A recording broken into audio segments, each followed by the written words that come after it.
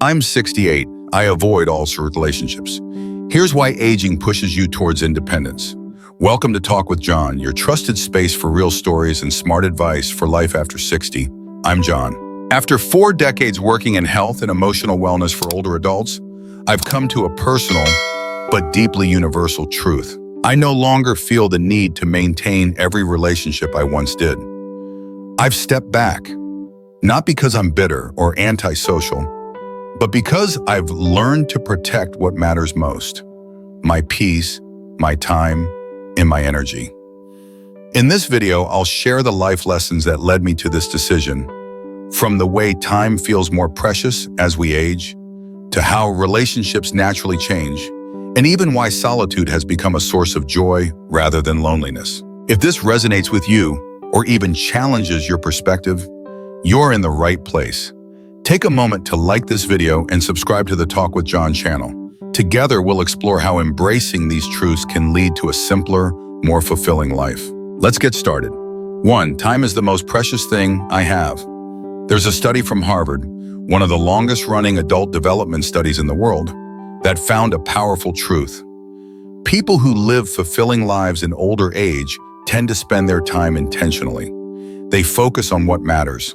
I felt this shift deeply. In my 30s, I could spend hours in meetings on the phone at social events that drained me. Now, I see each minute as something I can never get back. I'm not afraid of time, I simply value it more. I remember talking to an old friend, a retired cardiologist, who once told me, "John, none of my patients ever wish they worked more. They wish they spent more time on what they loved." That stuck with me. These days, I protect my mornings. A quiet cup of coffee, the sunrise, maybe a walk without my phone. I'd take one honest, soulful conversation over 10 shallow ones. It's not about isolation, it's about intention. 2. Not every relationship is meant to last. Here's something we don't say enough. Some relationships have a natural expiration date, and letting go is not a failure. It's maturity. I once had a college friend I'd known for decades. We shared memories, struggles, laughter. But over time, every conversation became one-sided. Complaints, negativity, comparisons. I didn't feel uplifted. I felt drained. At first, I felt guilty stepping back. But then I came across a study from the University of Michigan showing that long-term exposure to toxic or draining relationships can increase the risk of chronic illness by over 40% in older adults. That's not just emotional wear, it's physical. So I let that friendship fade. These days, I choose mutual energy, where I'm not the only one reaching out, giving, carrying the emotional weight. My social circle may be smaller, but it's far richer. I feel seen, I feel heard, I feel whole. 3. Trust is a limited emotional currency. Trust used to be something I gave freely. Now it's something I build carefully.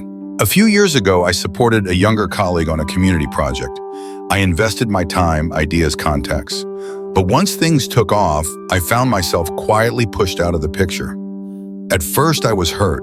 Then I realized this wasn't about betrayal. It was a wake-up call.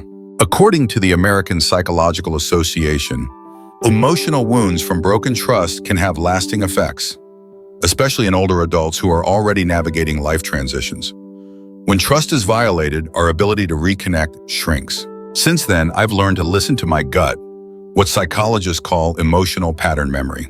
If something feels off, I don't override it just to keep the peace. I pause, I observe, and I give trust in small, earned doses. Trust isn't about being naive, it's about protecting your peace. The world has changed, and we must adapt with wisdom. Not long ago, I visited my daughter's home for dinner.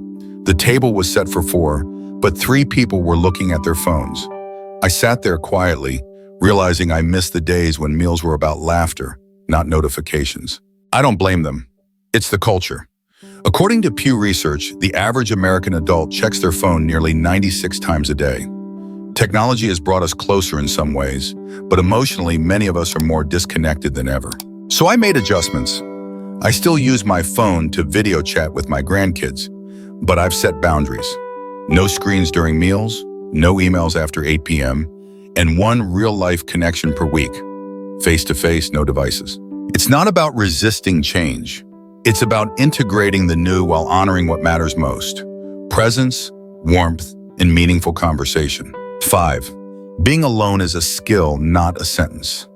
After my mother passed, the silence in our home became unbearable. I avoided the living room. I kept the TV on just for background noise. But over time, I realized that what I feared wasn't loneliness. It was being with myself. So I started changing the narrative.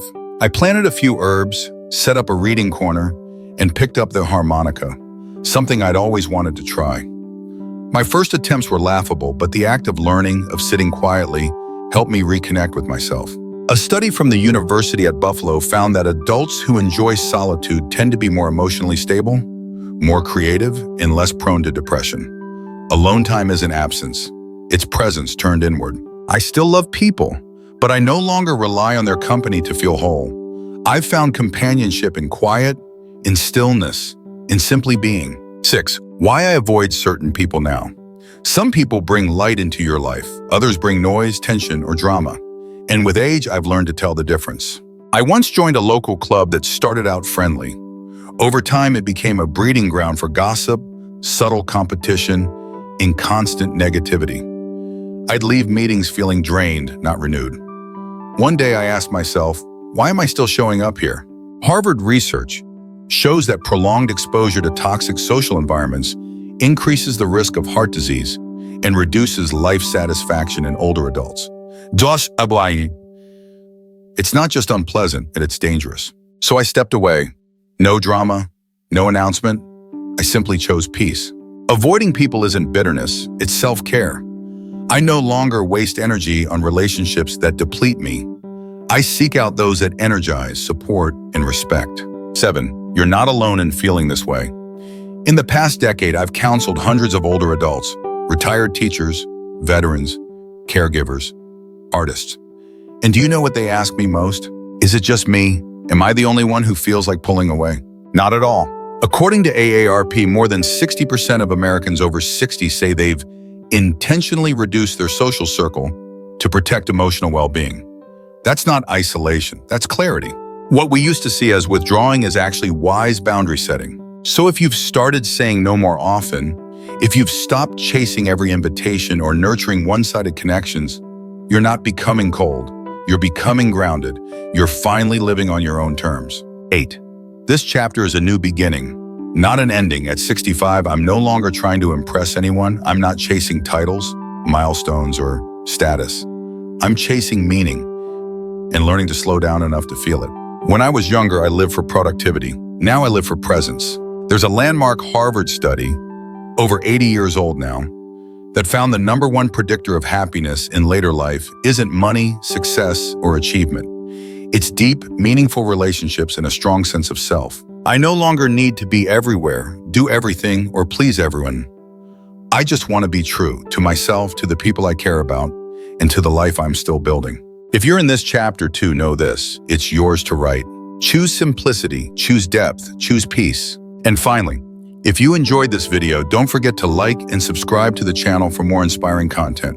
And if you have a story to share, leave a comment below. I would love to hear from you. You deserve love and joy at every stage of life. Thank you for watching Talk with John's channel, with a heart that still has stories left to tell. See you in the next episode.